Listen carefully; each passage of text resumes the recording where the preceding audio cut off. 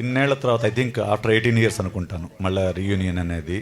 మళ్ళీ ఇప్పుడు రీయూనియన్ అప్పుడు మీ కాలనీ వాసులందరినీ కలిసినప్పుడు హౌ ఆర్ యూ ఫీలింగ్?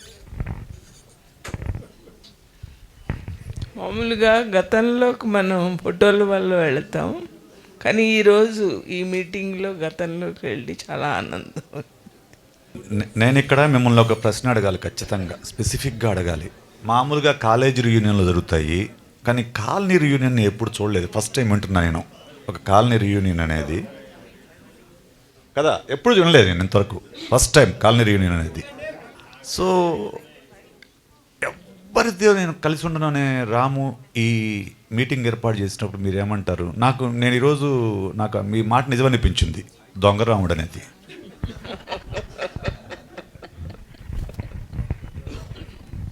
నిజంగా అనిపించింది.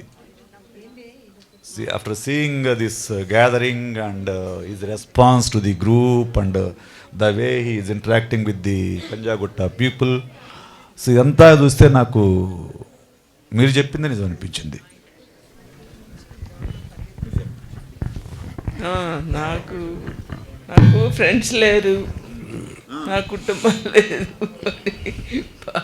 పావు గంటలో 100 సార్లు అంటాడు, కానీ అనడంలోనే తెలిసిపోతుంది.